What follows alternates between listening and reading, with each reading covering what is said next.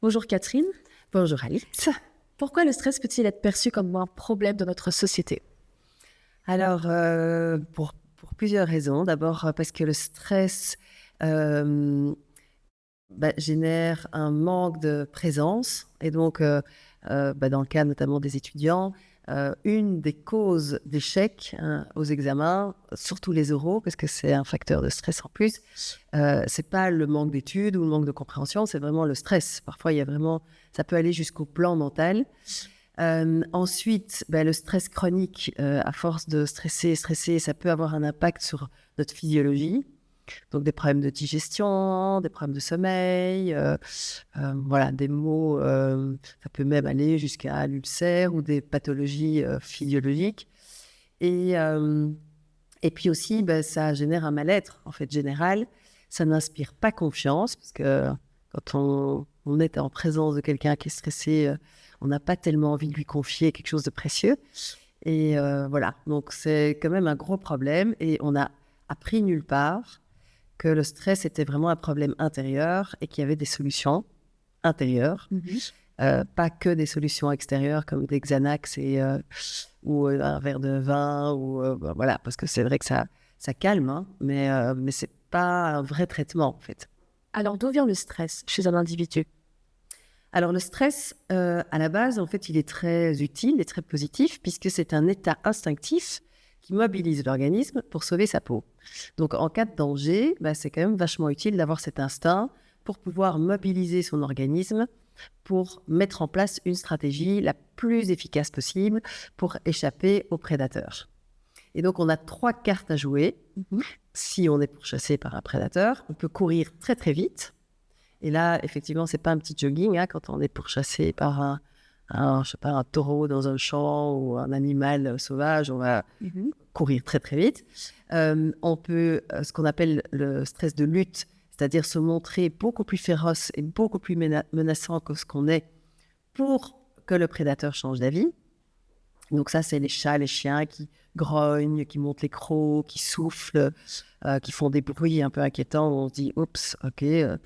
Et la troisième carte qu'on peut jouer, c'est ce qu'on appelle le stress d'inhibition. Et là, c'est se transformer en cadavre en morceau de bois, paralysie totale, pour que le prédateur passe à côté de nous sans nous voir. Et en fait, ces 3 états vont mobiliser de manière ultra intense notre neurochimie avec toute la neuroadrénaline, etc., la cortisol. Et normalement, c'est censé être très, très court et très ponctuel. Donc, si on était des animaux dans la savane, on serait stressé parce qu'il y a des prédateurs, mais c'est extrêmement court. Une fois que le prédateur a attrapé une proie, plus personne ne continue à stresser, hein, et tout le monde récupère, se broute. Alors que nous, on est vraiment une espèce où on arrive à développer des stress chroniques. On se lève stressé, on est stressé toute la journée, on se couche stressé, même la nuit, on est stressé. Et ça, à terme, en fait, ça abîme quand même notre système. Et cet état de stress existe-t-il depuis le début de l'humanité, depuis le début chez nos ancêtres? Est-ce qu'il existe? Oui, je pense qu'il existe chez énormément d'espèces. Même les espèces les plus primitives ont un réflexe de survie qu'on pourrait appeler le stress. Comment cela se fait-il que le stress soit si présent dans notre société à l'heure actuelle? Pourquoi est-ce qu'on stresse pour des choses autres qu'un danger comme l'ont ressenti nos ancêtres par rapport à un prédateur dans la nature et autres? Parce que, en fait, nos prédateurs à nous, ils sont plus tellement des prédateurs extérieurs, objectifs, mais ce sont des prédateurs qu'on appelle cognitifs. Donc, ce sont des principes, par exemple, être en retard, ça peut générer beaucoup de stress, échouer, ça peut générer beaucoup de stress, mais il n'y a pas vraiment un danger extérieur, il y a juste des croyances, des conditionnements, on va dire. Donc, la majorité de nos prédateurs, ils sont issus de ce qu'on appelle notre éducation avec un grand E, c'est-à-dire tous nos apprentissages. Donc, on partage des prédateurs culturels, notamment le retard ou l'échec, mais on peut avoir des prédateurs plus personnels dus à notre expérience de vie, à notre éducation, à notre famille qui « Ah ça, c'est grave », alors que dans une autre famille, on ne trouve pas ça grave et donc ça ne génère pas de stress. Donc, ce sont beaucoup des prédateurs qui sont à l'intérieur de notre tête, en fait. D'accord. Qui sont en lien alors avec notre manière de voir les choses, Oui, tout à fait. de les accepter, de les vivre aussi, les expériences. Et finalement, on ne sait pas d'où ça vient. Est-ce que ça vient plus du milieu familial, de l'éducation quand on est jeune, ou est-ce que c'est quelque chose qu'on apprend avec le temps et en se familiarisant à de nouveaux événements de notre vie?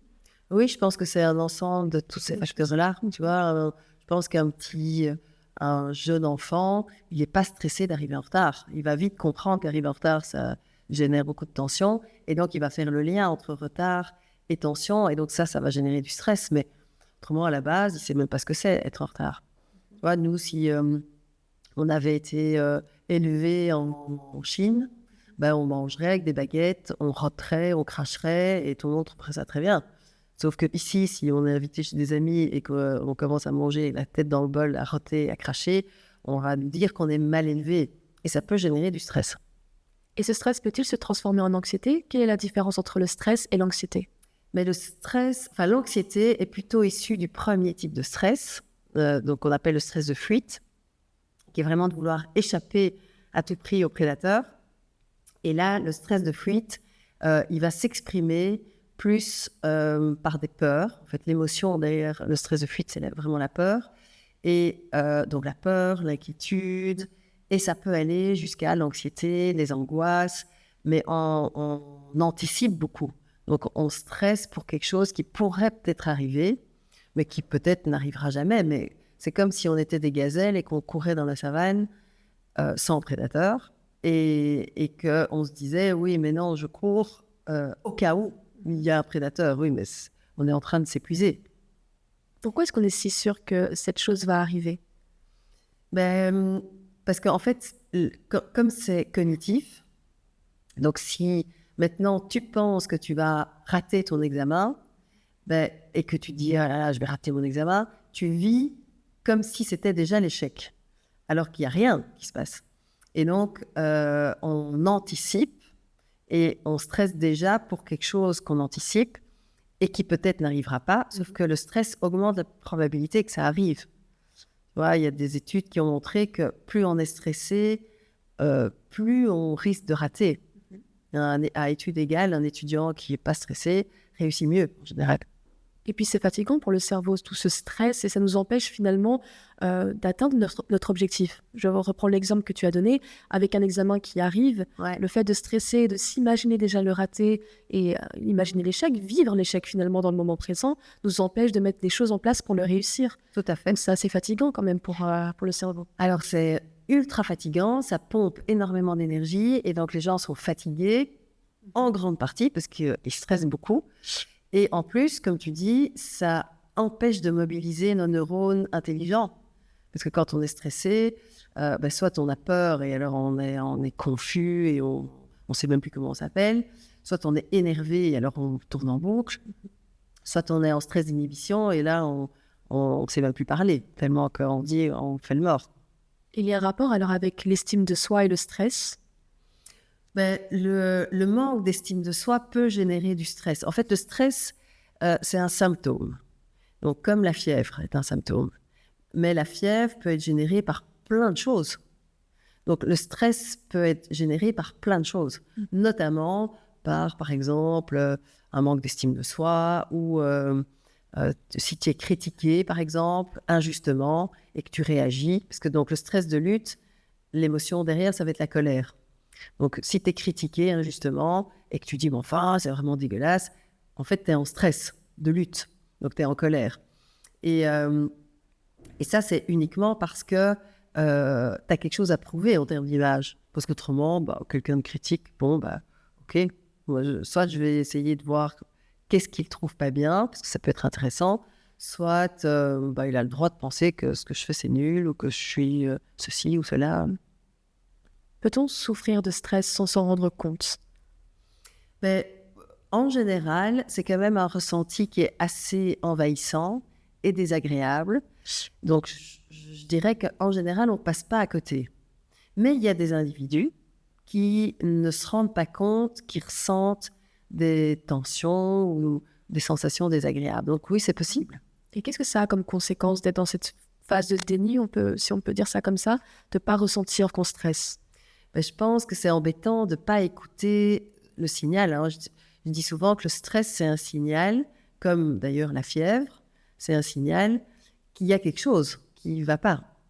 Mais quand on n'écoute pas le signal, ou qu'on ne se rend même pas compte qu'il y a un signal, ben on ne peut pas s'occuper de traiter la cause. Et donc, dans les maladies, d'ailleurs, les maladies les plus inquiétantes, ce sont des maladies qui n'envoient pas de signal, où il n'y a pas de douleur, il n'y a rien. Et alors, on se dit, peut-être que je suis en train de développer une maladie, mais je ne sens rien. Et quand je vais commencer à sentir, ce sera peut-être trop tard. Et avec le stress aussi. Parfois, les gens ne sentent pas, et puis tout d'un coup, il se passe quelque chose, et là, ils sentent, mais trop intensément, et donc ils ont toute une accumulation de stress inconscient. Donc finalement, les raisons pour lesquelles un individu est amené à stresser, ces raisons sont-elles externes à l'individu ou internes? Est-ce que le problème vient de notre manière de voir les choses ou finalement c'est la société par exemple dans laquelle on vit, l'environnement dans lequel on vit qui provoque finalement ces stress? J'aime bien mettre le stress dans cette équation, hein. Donc pour être stressé, il faut un déclencheur et ce déclencheur est souvent extérieur. Donc il faut que, je sais pas, on va prendre, qu'est-ce qui te stresse toi par exemple? On va dire les études. Donc le risque d'échec. C'est ça, exactement. Okay. Donc pour être stressé, il faut déjà un examen. Parce que s'il n'y avait pas d'examen, à mon avis, il y a moins de stress. Et un risque d'échec de cet examen. Donc ça, c'est extérieur. Multiplié par ce qu'on appelle une stressabilité. Et la stressabilité, c'est notre vulnérabilité individuelle à ce déclencheur. Tu vois, si par exemple, tu dis, je vais étudier, je vais faire du mieux que je peux, et je sais que quand on passe un examen, il y a une chance de le rater, parce que je ne contrôle pas la moyenne de l'auditoire, je ne contrôle pas les questions, je ne sais pas l'humeur du prof quand il va corriger. Tout ça, ce n'est pas dans mes mains. Mais je vais faire tout ce que je peux, moi, pour réussir cet examen. Et si je le rate, eh bien, on verra bien. Je rebondirai, je le repasserai, on verra. Mais donc là, c'est quelqu'un qui n'est pas très stressable sur le déclencheur qui pourrait être un examen ou un éventuel échec de cet examen. Mais donc, notre stressabilité, elle est variable. Je donne souvent l'exemple des allergies alimentaires. Il y a des gens qui sont allergiques, aux cacahuètes. Mais donc, pour avoir une réaction allergique, il faut une cacahuète, ça c'est extérieur, c'est une petite cacahuète, multipliée par quelqu'un qui a un terrain allergique aux cacahuètes. Et souvent, on a tendance à accuser la cacahuète. Donc, si jamais tu es allergique aux cacahuètes et que tu manges une cacahuète, tu vas te retrouver aux urgences et tu vas dire c'est à cause de la cacahuète. Mais non, c'est à cause de ton terrain allergique. Donc, si je stresse, c'est pas à cause de la chose extérieure, mais cette chose extérieure a déclenché quelque chose chez moi. Mais la cause principale, elle est dans ma stressabilité, dans ma vulnérabilité à cette chose. Et aussi, c'est peut-être une question de termes qu'on utilise. Par exemple, tu m'as posé la question, qu'est-ce qui te stresse? J'ai dit les études, mais c'est pas vraiment les études qui me stressent. Il y a autre chose, c'est ma peur de l'échec, ma crainte à ne jamais réussir finalement. Donc mon estime de moi, l'estime de soi qui est hyper importante, ou ça peut être le rejet des autres, le fait que sans ce diplôme, finalement, tous mes rêves ne seront pas réalisables. Enfin, c'est ce que je pense, voilà, éventuellement. Mais ça peut être aussi quelque chose de super important pour l'individu de nommer concrètement qu'est-ce qui te fait peur, qu'est-ce qui provoque ce stress chez toi. Et c'est pour ça que moi, j'ai cette question que je trouve qui parle en général, c'est comme le stress est un instinct de survie, donc il faut un prédateur et un danger de mort, je demande souvent, c'est quoi le prédateur? Donc si tu me dis, qu'est-ce qui te stresse mes études? Quel est le prédateur?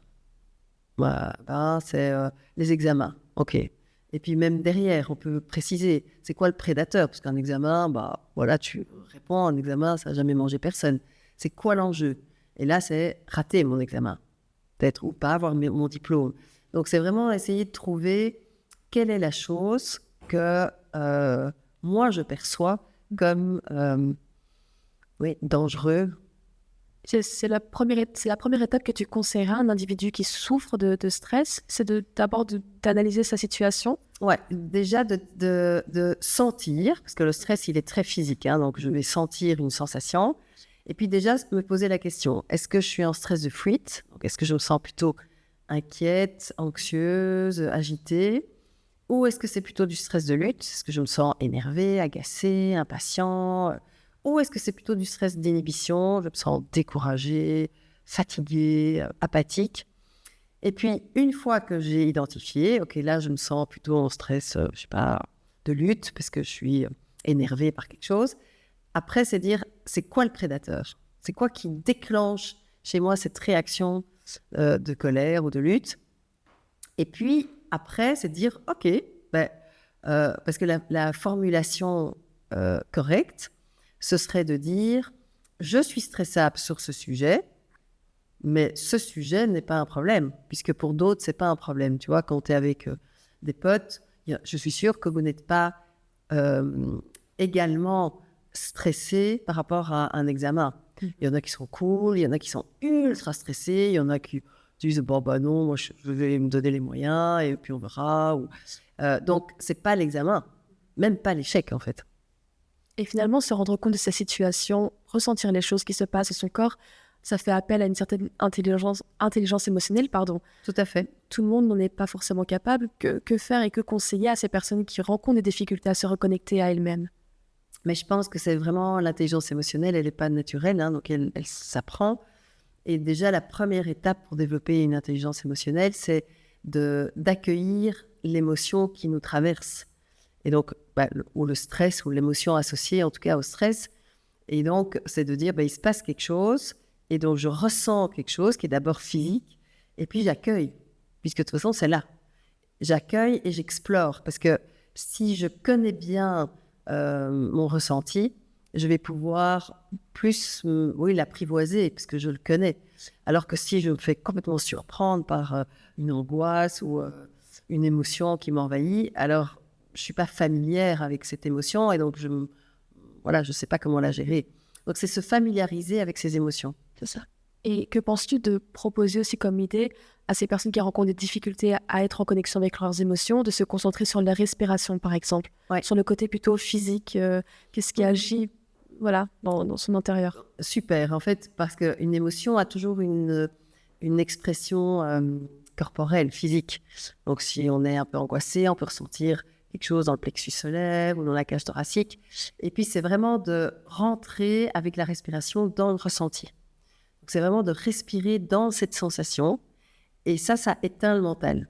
Parce que le mental va partir en vrille. Et revenir à la respiration et à la sensation, ça revient à l'instant présent, en fait. Et donc, ça calme le mental. Et on attend que l'émotion s'apaise un peu ou se dissipe. Et puis, une fois qu'on a retrouvé un peu plus de calme, alors on est plus à même à analyser ce qui s'est passé, en fait. D'accord. Est-ce que c'est une technique qu'on peut utiliser plusieurs fois, comme par exemple, finalement, adopter la technique de la méditation? Tout à fait. Est-ce que ça aide sur le long terme? Oui, on peut même, sans qu'il se passe rien, s'entraîner en méditation à faire apparaître des déclencheurs, puisque tu es en méditation. Il y a des gens qui se font des insomnies alors qu'ils sont dans un lit douillet, donc... le prédateur, la situation ne doit pas être objectivement là, elle peut apparaître dans ton esprit. Et donc, en méditation, c'est vraiment des super opportunités d'entraînement, puisque tu peux faire apparaître l'éventualité d'un échec. Donc, tu peux dire, tiens, je me mets en méditation et j'imagine que je me plante complètement à mon examen. Qu'est-ce qui va se passer en moi? Et j'explore et je me familiarise avec cette angoisse, cette peur, ce découragement. Qu'est-ce qui se passe? Je respire dedans. Et puis, après, aussi, l'approche neurocognitive et comportementale, elle propose des exercices pour changer vraiment d'état d'esprit par rapport à l'échec. Donc, voir les avantages de rater mon examen, voir que, en fait, c'est vachement intéressant de rater mon examen, puisque ça me montre que peut-être qu'il y a des choses que je n'ai pas compris. Et donc, super, j'ai une opportunité de pouvoir refaire cet examen. Quelle chance j'ai, etc. Donc, changer vraiment de regard sur le prédateur ou le déclencheur. C'est ça. Parce que, par exemple, dans la situation dans laquelle on pense que rater un examen va faire que notre vie sera totalement un échec, ferme des portes finalement à d'autres éventualités, dans le sens où on s'attend finalement à suivre un chemin. Voilà, j'ai fait, imaginons, des études de médecine, je m'attends à devenir un médecin. je m'attends à avoir telle réputation, etc. Et puis finalement, je vois que tous les examens sont ratés. Je ne peux pas me réinscrire. Maintenant, qu'est-ce que je fais? C'est aussi peut-être une question d'ouverture d'esprit aussi, tu penses, et de connaissance de soi en se disant, au lieu de devenir médecin, voilà, je vois qu'il y a d'autres domaines qui m'intéressent. Pourquoi pas partir à l'étranger et recommencer tout à zéro? Donc, est-ce que tu penses que ça a un lien avec une ouverture d'esprit aussi? Avec l'ouverture d'esprit, avec la capacité à être résilient, à rebondir. Parce que, en fait, en soi, l'échec n'existe pas. C'est une expérience. Et puis après, c'est qu'est-ce qu'on va faire de cette expérience? Mais nous, on a diabolisé les expériences, en fait. Enfin, en tout cas, les expériences qu'on qualifie d'échecs. Et donc, c'est arriver à dire, ah ben tiens, j'ai tout fait pour réussir. Donc, moi, je suis en paix avec moi. Ça n'a pas fonctionné.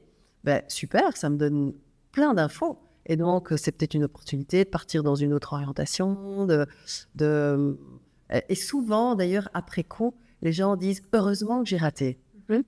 Heureusement que j'ai raté cet entretien d'embauche parce que maintenant, je suis super heureuse là. » Ou « Heureusement que j'ai doublé ma 3e parce que grâce à ça, j'ai pu... » Donc, il y a plein de gens qui me rapportent en fait même des merci à l'échec.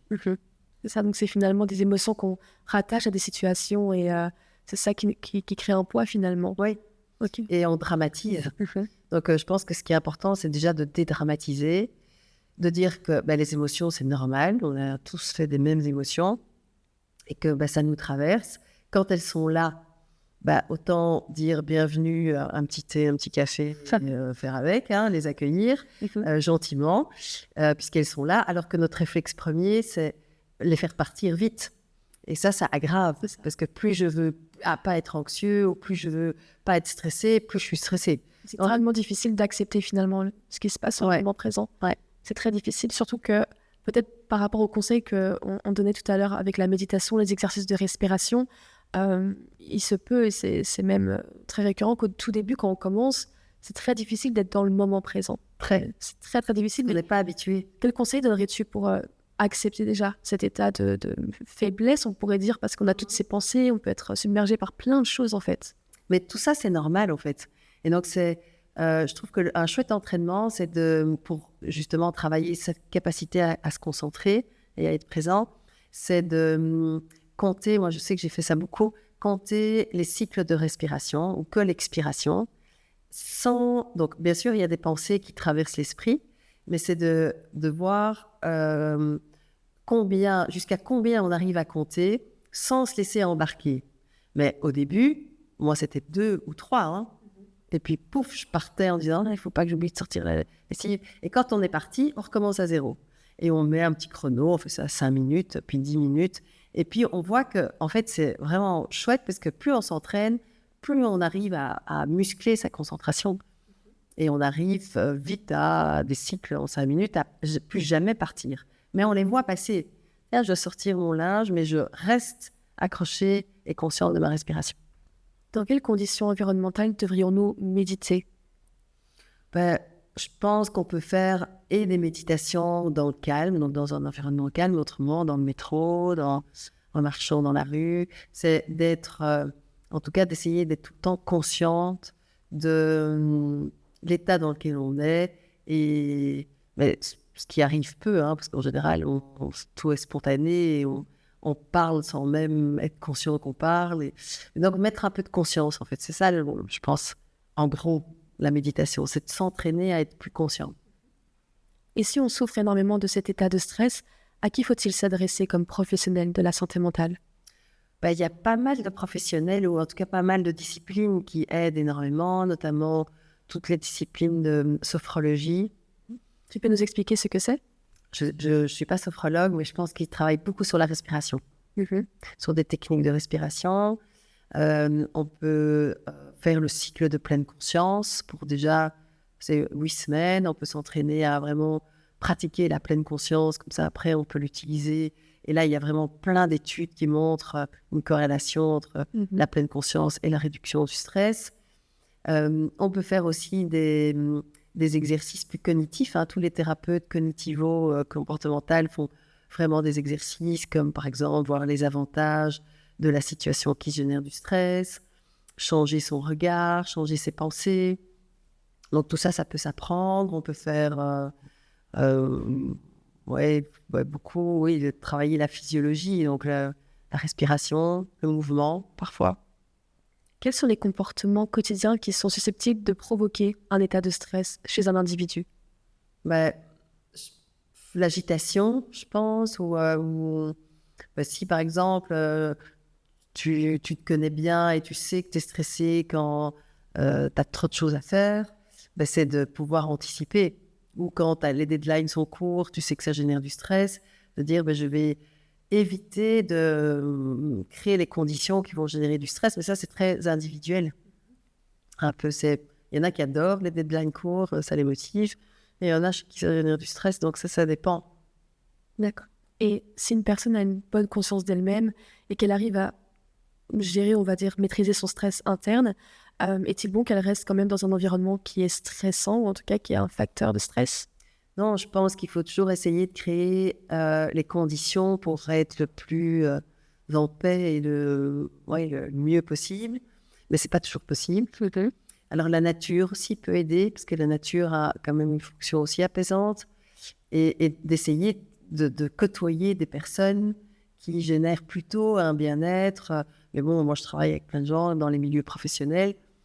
Parfois, c'est comme ça, en fait, ils sont tous stressés. Donc, quand même, essayer de se protéger. On peut, voilà, moi j'ai des copines qui ont des petites techniques de protection. Elles mettent une armure de lumière pour se protéger. Mais voilà, ça dépend un peu des croyances qu'on a. Mais je pense qu'il y a quand même moyen de mettre en place des choses. D'accord, donc une activité physique, tu dirais que ça aiderait beaucoup à gérer le stress, si on n'arrive pas en tout cas sur le moment juste avec ses propres pensées à se gérer. Et toutes ces techniques, tu les conseilles à toute personne de tout âge, ça fonctionne vraiment sur toute période de vie? Oui, même des enfants jeunes. Oui, surtout, je pense que si je reviens à l'équation, donc il y a des déclencheurs extérieurs et puis des problèmes intérieurs qui sont une prédisposition au stress. Et ça, on a tous, puisqu'on est tous faits des émotions et on a tous des sensibilités. Et donc, je pense qu'il y a une chose à faire, c'est d'essayer d'éviter les déclencheurs, mais ce n'est pas toujours possible, parce que tu ne vas pas arrêter tes études juste parce qu'il y a un risque d'échec à tes examens, c'est dommage en fait. Mais voir un peu quels sont les prédateurs que je peux essayer d'éviter, parce qu'ils ne sont pas très utiles et c'est facile. Et puis pour les autres, c'est vraiment de travailler mes problèmes intérieurs d'émotions, d'anxiété, d'agacement, de frustration. Tout ça, c'est du stress en fait. Ça va générer une physiologie qui n'est pas bonne. Puis ce qu'on peut voir aussi dans les études, c'est que certains enfants, quand ils naissent aussi, sont assez stressés, dû aussi au contact avec la maman qui elle-même a ressenti beaucoup de stress. Pendant la grossesse, il y a déjà plein de choses qui passent pendant toute la vie intra-utérine. Et le bébé est très réceptif aussi aux tensions. On voit bien les bébés qui vivent dans des milieux très tendus, ça s'exprime par déjà des symptômes physiques. Ils sont constipés ou ils ne dorment pas. Donc finalement, on peut dire que le stress est bien plus présent que ce qu'on pense dans notre société finalement, chez tous les individus. Oui, je pense qu'il est présent de manière vraiment générale et plus encore chez nous qui pouvons réfléchir, enfin chez les humains, chez nous, que chez les animaux. Chez les animaux, ça va être plus quand il y a un danger. Mais autrement, quand il n'y en a pas, alors oui, il y a des espèces quand même qui sont plus stressées, comme les petites proies, en fait. Quand on regarde des petits mulots, des petites souris, les petits oiseaux, on voit qu'ils sont quand même tout le temps en ultra-vigilance. Et puis, il y a des animaux qui sont plus chill et plus cool. Mais nous, comme on peut penser à plein de choses, anticiper plein de choses, je dis souvent que le pire ennemi, c'est la mémoire. Si on faisait un reset tous les matins, on n'aurait pas tous ces stress. C'est parce qu'on a vécu des choses, on a vu quelqu'un qui vivait ça, et on se dit, oh, mon Dieu, ce serait horrible, si. Et donc, c'est soit nos pensées, en fait, qui génèrent du stress. Et finalement, le temps aussi qui est très stressant par rapport à ce qu'on lui donne aussi comme attrait. Et au niveau de l'importance du temps, finalement, il ne changera pas. Enfin, les journées sont toujours les mêmes en termes d'heures, en termes de temps. Ouais. Pourtant, le contenu va changer en fonction de ce qu'on pense et de ce qu'on y... Exactement. Donc, ça nous stresse, mais finalement, il reste là. C'est quelque chose... je dis souvent, à chaque instant qui passe ne reviendra plus. Et donc, j'ai envie de le vivre comment? Puisque de toute façon, un des une des grosses causes du stress, c'est qu'on a un fantasme qu'on veut que la réalité corresponde à nos désirs. Mais en fait, la réalité, elle est ni bien ni mal, elle est. Mais quand elle ne correspond pas à nos désirs, là, on commence à stresser. Mais il y a quand même un petit problème, parce qu'il y a 8 milliards d'individus qui ont des désirs, et des désirs différents. Donc, moi, j'aime bien me dire que la réalité, elle est, ni bien ni mal, elle est. Parfois, elle ne correspond pas à mes désirs, mais voilà, ça, c'est pas son job de correspondre à mes souhaits. Et donc, voilà, ça, c'est vraiment une pensée, moi, qui m'apaise, c'est comme ça. Après, qu'est-ce que je vais faire avec ce qui est? Voilà, j'aurais préféré réussir cet examen, mais je l'ai raté. Ok, mais c'est comme ça. Et qu'est-ce que je fais? Et je peux faire plein de choses. Parce que la seule chose sur laquelle on peut avoir une emprise, c'est notre état émotionnel finalement. Exactement. Les choses sont telles qu'elles sont, comme tu viens de le dire, et donc ça met d'autant plus l'accent sur le fait qu'on puisse être responsable dans le sens, on a chacun cette capacité de prendre en mesure et de maîtriser finalement notre état émotionnel. Mais c'est super important. Tout à fait, je suis tout à fait d'accord avec toi. Le problème, c'est qu'on apprend ça nulle part. C'est ça. Et que aussi, ça peut être très difficile pour un individu. Comme on avait dit au début de la vidéo, ça demande beaucoup d'énergie finalement, parce qu'on n'a pas l'habitude, on n'a pas les ressources nécessaires finalement, ou peut-être que c'est ce qu'on croit, mais en tout cas, c'est très difficile de prendre sur soi, de prendre du recul, que ça soit dans le métro, à l'école, n'importe où, et de réaliser vraiment les choses. C'est très difficile.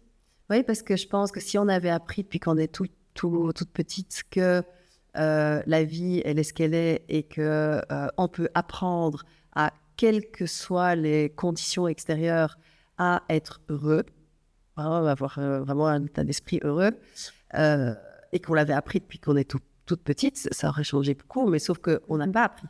Et donc, on est démunis, et donc on subit en fait Exactement. les situations. C'est ça. On les subit beaucoup, on s'autoflagelle beaucoup sur le moment même, et même parfois on n'a pas envie finalement de s'en sortir. On préfère rester dans notre petite bulle parce qu'on aime bien se donner raison aussi, se dire voilà, oui, nos sentiments sont valides, bien évidemment, nos émotions, mais maintenant qu'est-ce que je peux faire pour sortir de cette situation, sachant que sortir de cette situation de stress m'apportera bien plus que d'y rester. Bien sûr, et c'est très difficile de se le réaliser. Parce qu'on n'est pas du tout éduqué comme ça, et c'est vraiment se dire, je suis responsable de mon bonheur et de mon malheur.